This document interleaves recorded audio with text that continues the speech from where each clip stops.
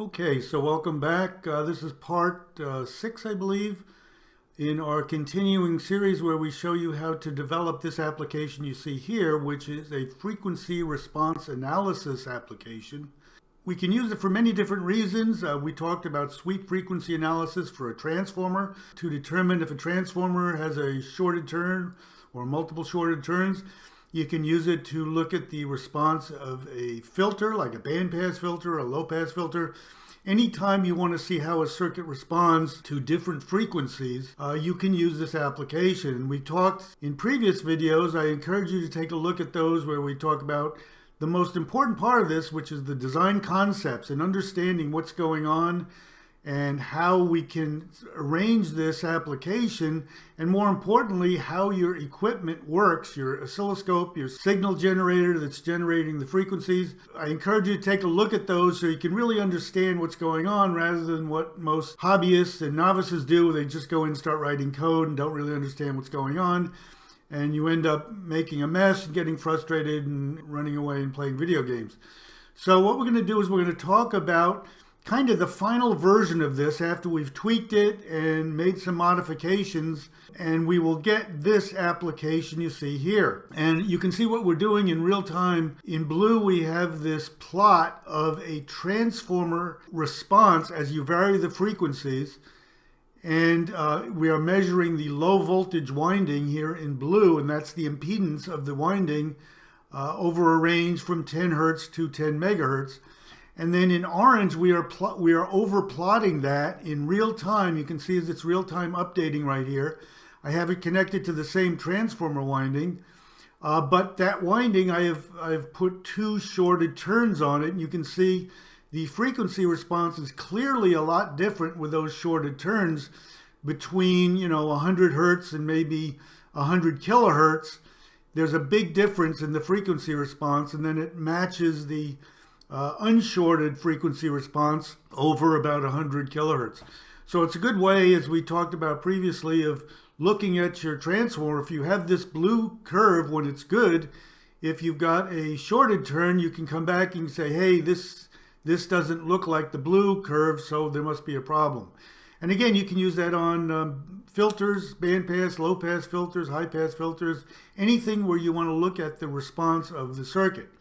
So what we've got here is kind of the final version, and we're going to go through how we got here, and we're going to talk about some really, really important things that you need to be aware of that we have found in modifying this. For example, we talked previously about adding some code to filter these results, because every once in a while you might get these glitches in the response when you're trying to read a voltage from the scope and apply the frequency to the signal generator. You might get a glitch, which is a bad reading.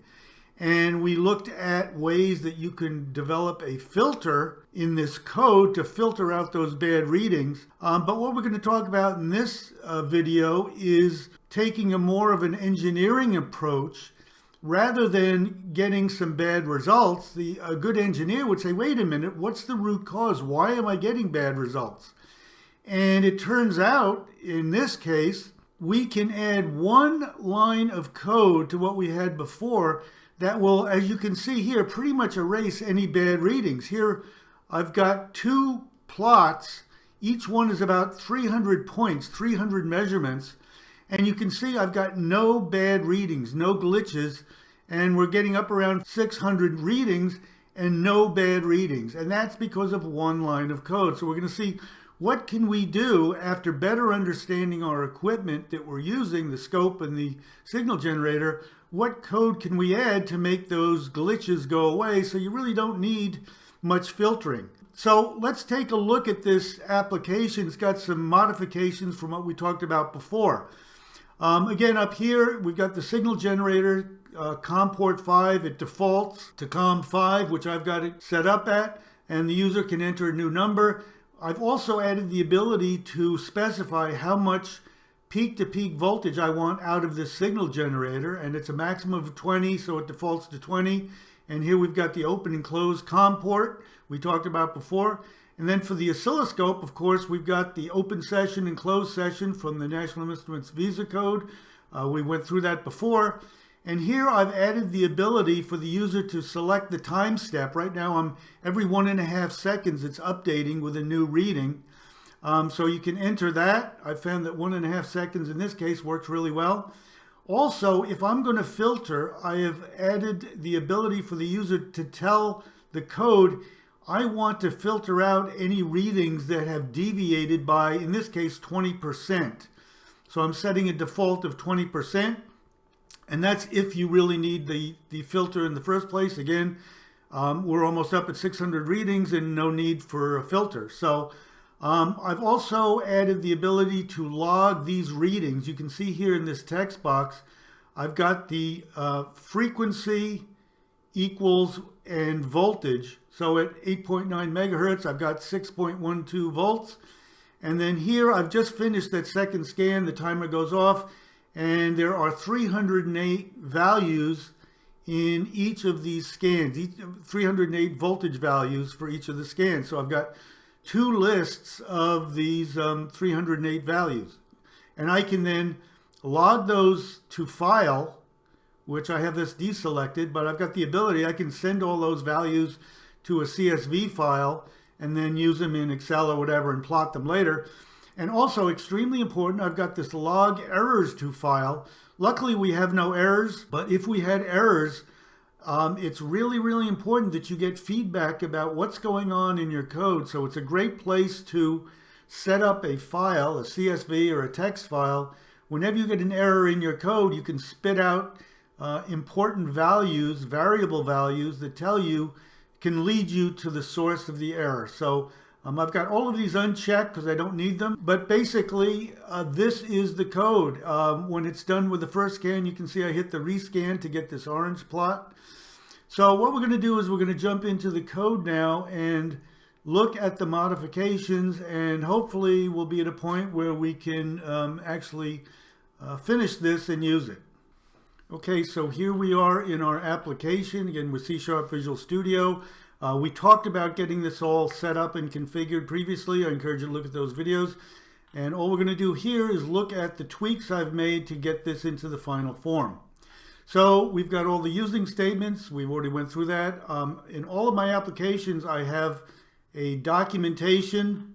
I write out the docs of what this application does, really important. I know people don't like to do that, but it's really, really important if you come in back in 6 months, just reading through this real quick to see what goes on. And then I've got a to-do list. I always do that, and I separate these with regions. And here is the basics of the application, really pretty straightforward. The main form where we do a bunch of initializing. A lot of that is existing from the National Instruments Visa. We got the main form. We'll go through these things that we've tweaked. And then we've got the dispose and all of this stuff, which we haven't changed from the National Instruments Code. And the important stuff here is the methods and the event handlers. Okay, so as we talked about before, here's our code. You basically start off by opening the COM port. So we've got an open COM event, open session for the oscilloscope. So we've got an open session button event. The user puts in all of this selections and defaults. And then run SFRA starts everything going. So that event will start everything. It will enable our timer, which is set at whatever this time step is. In our case, about 1.5 seconds. And then the timer event is what makes all of this work. So it's going to be extremely important, that timer event. The system timer at 1.5 seconds is going to do all of the work. So that's the basic framework of this. I've also got some labels down here showing how many bad readings, giving some feedback on how many readings were filtered.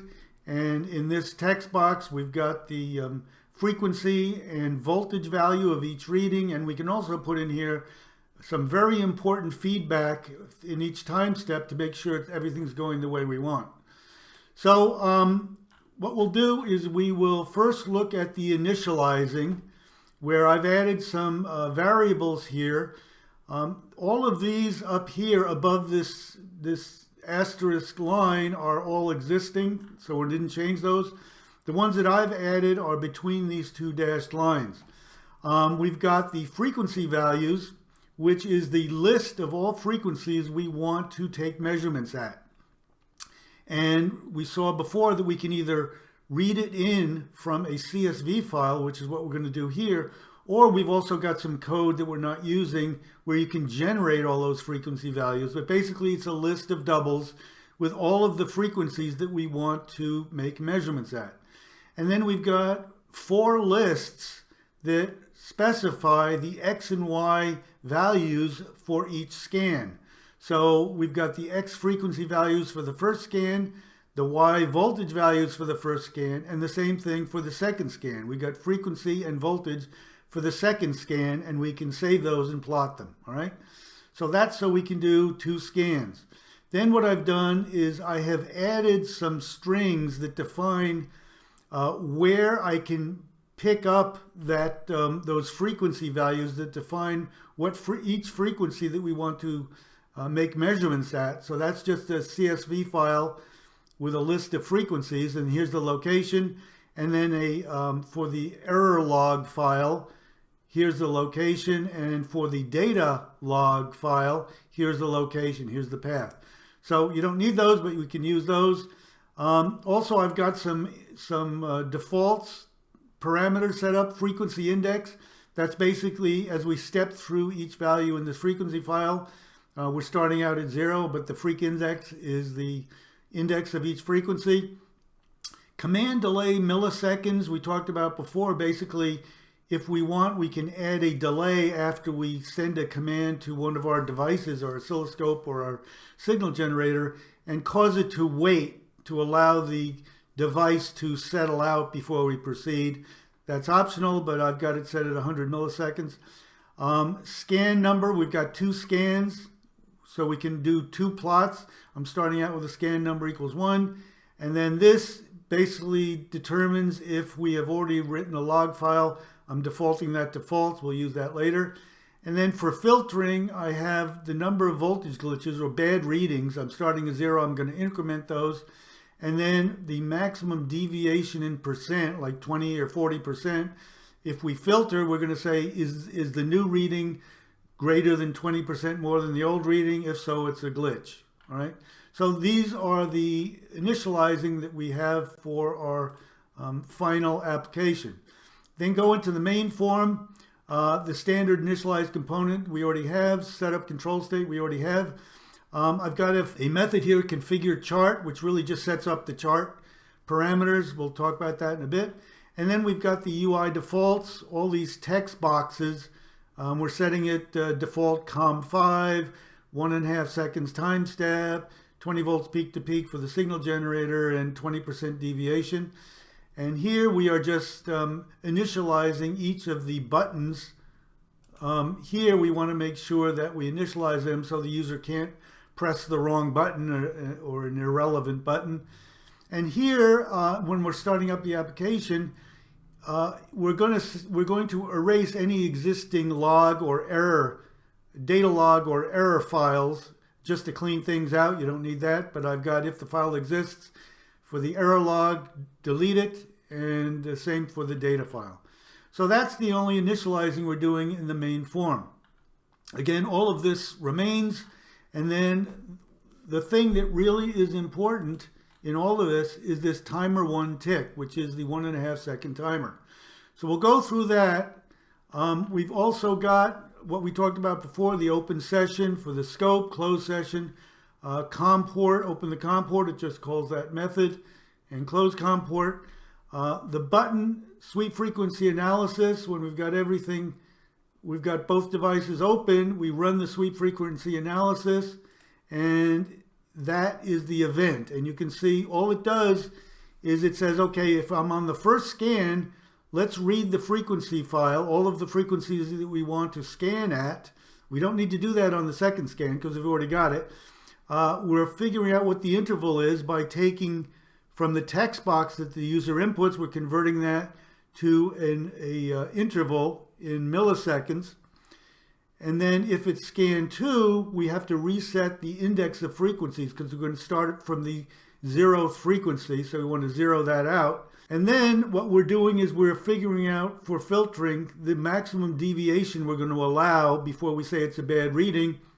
And we're just taking that value, the user input, like 20% or 40, and we're converting that to an integer that we can use later. Here we're just enabling and disabling some buttons.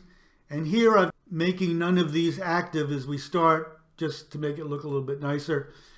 And then we go into configure signal generator. We'll talk about that in a bit. We're just setting up the signal generator for initial values. And then we're going to set the scope to 2 volts to make sure it's a wide enough range to read whatever volts are going to come in.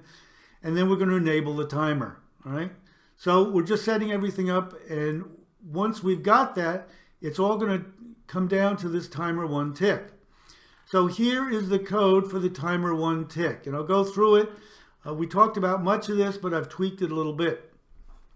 Double volts, that's the volts we're going to read in from the scope. And here we mentioned before, we have to set the scale of the chart to logarithmic, only if there are values to be plotted, so we make sure that we've got enough values in the lists. So we make sure if the frequency index is 1, which means we have multiple values, then we can say it's logarithmic. We talked about that.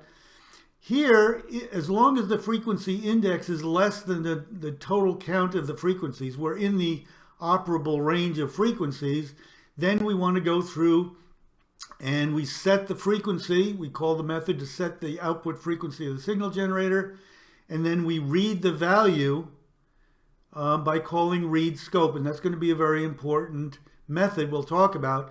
But it basically comes out with a double value. It reads the value, it parses it, and gives you a double value. However, if it gets a bad reading, it's going to return an error code of 999. So volts will either be a legitimate reading or 999.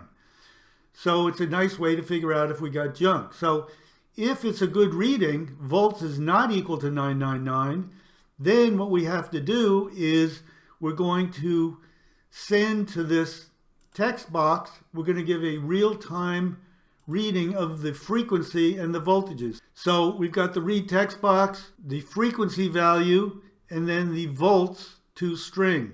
And here we've got some formatting to make sure that we have frequency values and volts in a F2 for the volts and an N0 to give you, that will give you commas for a thousands delimiter, and then F2 will give us 2 floating point decimals.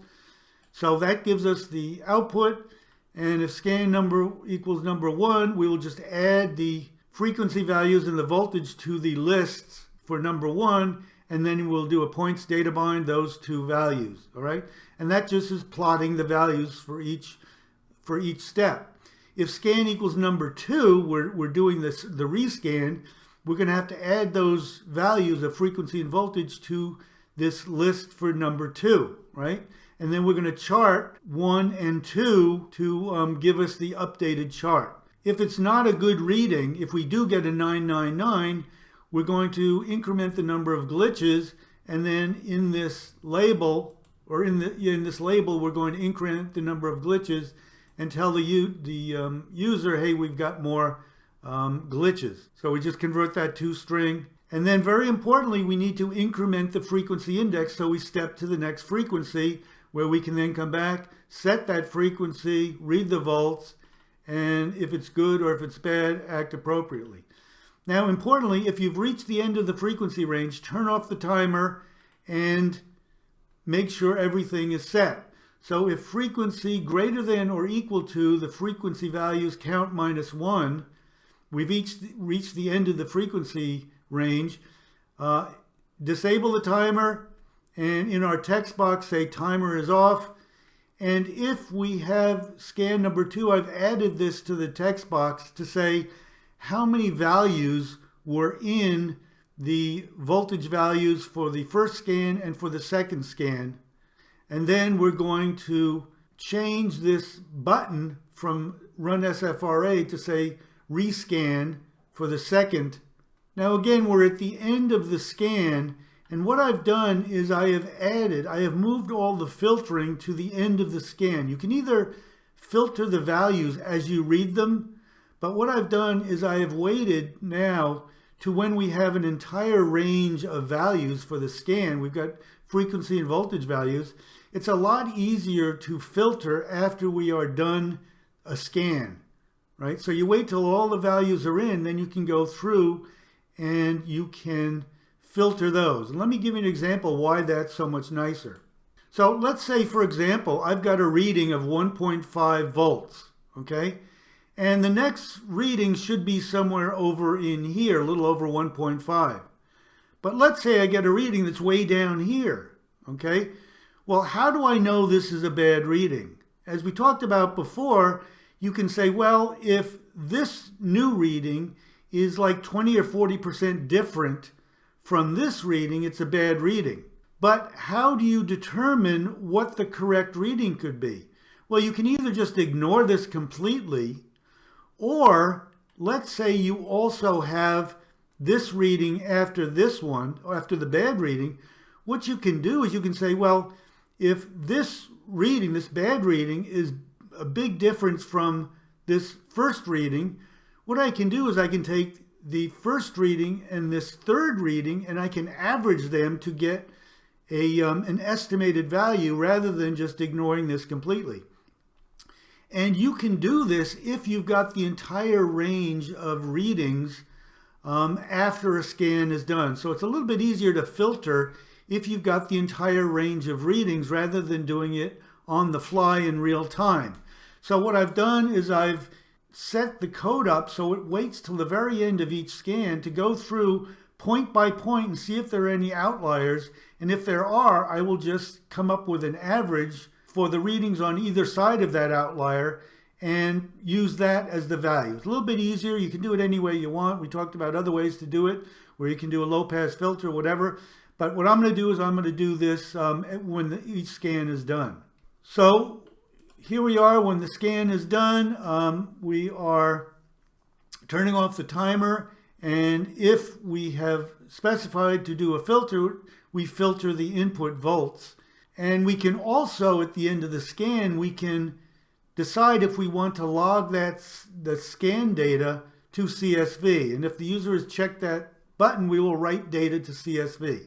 You may not need it. You may not need the filter input volts. As we said before, we are going to show how you can add one line of code to this application that will, in my experience, basically remove any of the bad values for the most part. So again, at the end of the scan, we can filter, we can write to the CSV, and then what I want to do is I will reset the scale of the scope to 2 volts per division, which gives us 16 volt range so that it's ready for the next scan.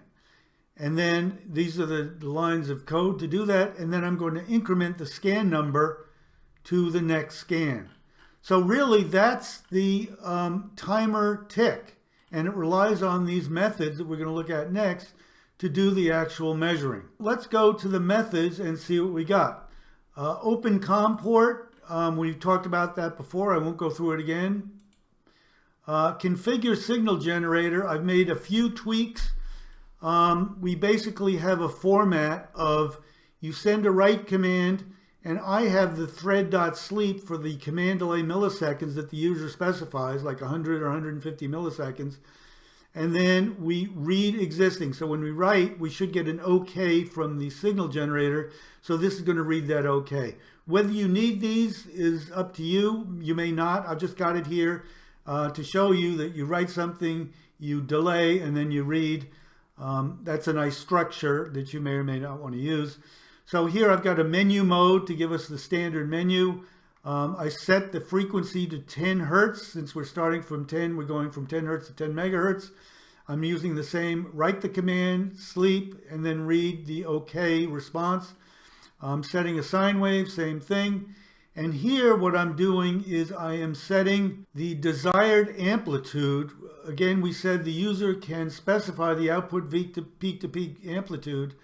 that we want the signal generator to get at. So what it's going to do is it's going to calculate from that text box the V peak to peak, convert to double, multiply times 1,000, convert to int32, and that's the V peak to peak. Again, it's in thousands of a volt, so we have to convert to thousands. Func gen port write, we send the command to set the peak to peak voltage using this W25, and then we sleep, and then we get the response. Then we can read the peak to peak, and this is good if you want to see the response time of the signal generator or any device.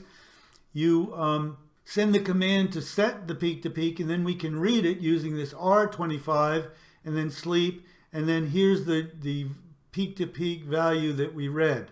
And then here we can append to the text box, here's the response from the signal generator, is this in a string, and then here's the V peak to peak read, which is the actual value. So here's the OK response, and here's the actual value that's set at. Again, you may not need these, but it's good to get some feedback on where the devices stand. So configure chart, I'm not going to go too much through this. We had this before. Then what I've done is I've added series 2 for the second scan. Border width, the line width is 3, color of orange, and chart type .line. Here we've got the frequency file. I've just added this path as a variable, but we've got the same thing as we had before, where we read the frequencies that we want to plot. Write log file. We're not going to be using this much. We just feed it a string of text, and it will append that to whatever error log path. So any errors, we can just make a line of error data and send it to the path. All right, very simple. Write data to CSV. This is for the data logging. Again, you may or may not want this. You can just look through this. It's depending on the scan number. Either I will log a frequency and a value, or in scan 2, I've got a frequency and a comma value, comma second value. All right. So basically the text to write, I'm not going to go through all of this. You can pause the video and see. Again, you may not even need this write data to CSV, but it's up to you. Set frequency is the most important part. And this basically is what we call to set the frequency of the signal generator. And this is where we can add one line of code to pretty much ensure that we don't have any bad readings. So set frequency, basically we have to figure out what frequency do we want to set the signal generator at. So we use this freq vals freq index, and these are global values. So we take that, multiply times 100, and that's the present frequency. So the one line of code I've added is, you can see I've got duplicate commands here, where I'm writing to the signal generator W23 what the frequency is, comma 0, and a carriage return line feed. What I found is if I add 2 of those, I duplicate that, this will get rid of just about every error, every bad reading. So these are the kind of things you really need to be aware of. You need to try these things out because it really makes your life a whole lot better. You may not need to filter your data if you do it right, if you know to double these up. The reason why, you can experiment with your own devices to see if you need that. But with my generator, I need to write it twice in order for it to stick. So that's after a little bit of research. And then read scope is the most important part of this, where we actually read the resulting voltage. So I've got a double. This is the volts that we will be reading from the scope. I first send a skippy command to get the V peak to peak. We talked about that before. Measure item VPP channel 1, and we send it. And then we have the thread.sleep. We have the command delay in milliseconds, whatever the user wants. And then we read the string coming from the oscilloscope, which is going to look something like 9.3600E plus 00. And that is a scientific notation string, and you're going to have to parse that and make it into something usable. So we're going to get that string that looks like this, and then we're going to do the double try parse and we're going to send it out. We're going to send the result out to this volts variable that we just talked about up here. And if it's okay, we'll get a Boolean, whether it's okay or not. If that parse is okay, then we next need to make sure that the voltage, because this could be, 928 billion, this voltage that it read. So we got to make sure that it's within the range of 0 to, say, less than 25 volts. If it is, then we want to, and this is very important, set the scope vertical scale using this red volt. So if it's like 10 volts, we want to make sure the scope vertical scale is set to allow for future readings around 10 volts. And that will minimize the number of errors. And then we return the voltage value that we read from the scope. And we'll look at this in a bit, what the set scope vertical scale does, but it basically resets the scale based on the reading. And this is really important that you always update the scope vertical scale based on the range of readings. Now, if it's outside the range of 0 to 25, it's a bad reading, then what I can do is I've set the scope vertical scale as if it was 10 volts, which is allowing for in case the scale for some reason is reading very low and the actual reading is 20 volts and it's being clipped, and that's why you have a bad reading. So I've just reset the scale just in case. And then what I can do is I can write the errors to a log file. And I've got a write log file method we talked about. You don't need all of this. That's if the check log errors is checked. Again, if you do it right, you may not have any errors at all. And you can look at that if you want to do it. And if, in this case, if it's a bad reading, you're going to return this 999, which means, hey, we got a bad reading. If the parse is not okay, if we get a parse okay, it was false, which I've never gotten, you basically add to the text box parse error in read scope, and then you return 999. But really, that's it for the read scope. Again, the most important aspect of this is making sure that you've got this working so you get good values. So filter input volts, again, this is called at the end after we've finished the scan where you've got the entire range of readings, and we've already gone through that. Set scope vertical scale, very, very important method that we just talked about. You feed it the voltage range of the latest reading, and it will make sure that the scope is set with a range that will allow a good reading of that voltage. So if the volts that you've read is less than 0.8, then we're going to set the scale for 0.1 volts per division, and we've got 8 divisions for the peak to peak, so that'll go up to 0.8 volts. And if it's 0.8 to 1.6, we set it for 0.2 volts per division. And since there's 8 divisions, that'll be 1.6 and so on. Again, that depends on your scope. I'm going 0.8 to 1.6, 1.6 to 4, 4 to 8, 8 to 16, and then greater than 16, I set a scale of 5. So very important, it's really important that you make sure that you've got a scale that allows you to read the latest voltage. And then we've got a thread.sleep for that command delay to make sure this takes. Again, you may not need it. Define scan frequencies. Again, we're not using that. We're getting the scan frequencies from the CSV. And that's about it. That is all you need to run this frequency response analysis. So now here is one more example of how we can use this frequency response analysis tool. What I'm doing here is I've got an RC bandpass filter with basically just resistors and capacitors set up to give you a bandpass filter. And you can see here, this is set up so around 70 or 80 kilohertz it will pass maximum, and then outside that range you've got this defined by this bandpass. And in orange, what I'm doing right now, I've got a second scan that I'm doing in real time where I have changed the value of one of the capacitors, and you can see it is showing a different response characteristic with frequencies. Now I've got a bandpass filter that passes around 15 kilohertz or 20 kilohertz. And you can also see that there are some bad readings. What I've done for this one is I have commented out that second duplicate command to set the frequency.